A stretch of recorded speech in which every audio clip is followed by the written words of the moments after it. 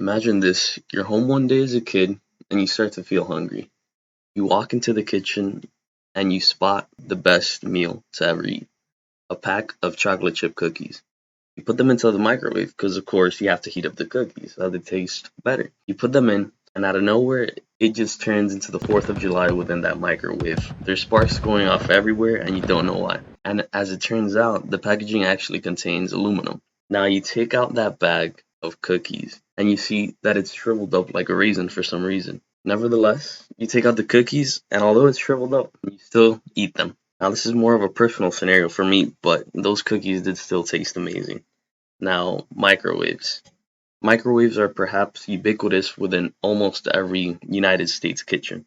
How exactly do these machines work? Well, we first have to go back to its history, back to 1945. So, a little bit of his backstory. Percy Spencer was an orphan who grew up to be a self taught engineer, and eventually he landed a job at Raytheon. Now, while over there, his main focus was to develop radar technology. And to develop this technology, you had to use magnetrons. So one day while at work, he was standing near a magnetron, which was operating. Now, we'll get into this later, but magnetrons are the key unit as to why microwaves are able to function.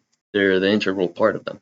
So after standing next to that magnetron for some time, he noticed that the chocolate bar in his pocket had melted for some reason. This led later on to the discovery of the microwave, because it was those waves from the magnetron that were emitted that would melt the chocolate bar.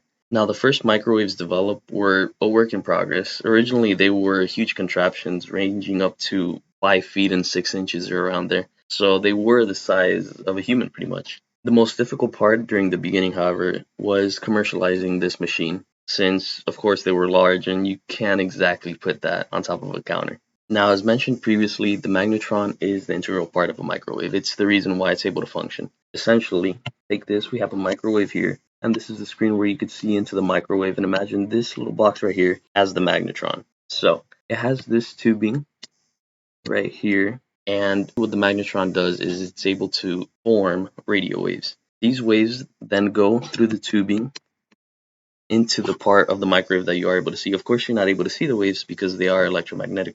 Our eyes are not sensitive to the frequencies of these waves, therefore we will not be able to see them. However, these waves are the reason why food is able to be warmed up. Another important factor to take into account is this little box under the magnetron right here, which is where the magnetron receives its stimulus from, since this is what is connected to the cable that you eventually connect to an outlet. Therefore, the magnetron is able to operate because you connect the microwave to electricity. So going into a little bit more detail, let's say you put an ice cream bar into the microwave. Now, essentially how this works is the ice cream bar has multiple molecules in it. The most important one that we should focus on is just water, which of course is two hydrogens and then an oxygen.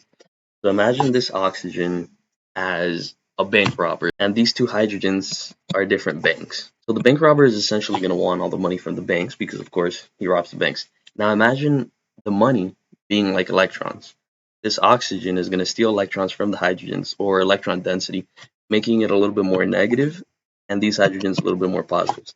So the reason why your food is able to be warmed up is because of these differences in electronegativity. So the oxygen being slightly more negative than the hydrogens because it's stealing their money or electron density. What's going to happen is the radio waves also employ their own electric field, and because of the differences in charges, it makes the water molecules within the food vibrate.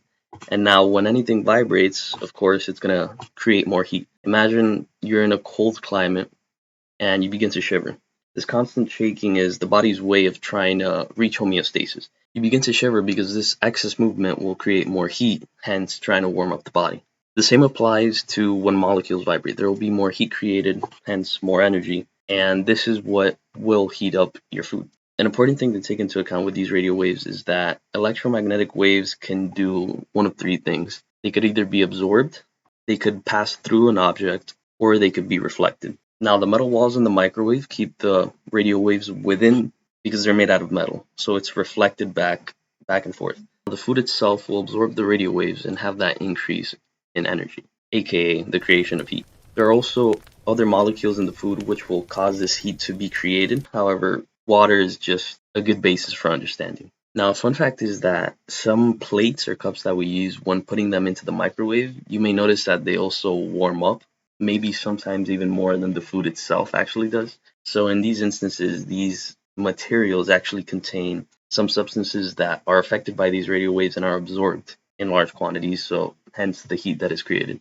In these cases, you really just want to use plates or cups that are microwave safe and just be assured that they won't warm up because of course what you're going to eat is your food and you want it to be warm. You're not going to be eating your plate. We also must always remember that if you do not stop your microwave 1 second before it beeps, you are a psychopath.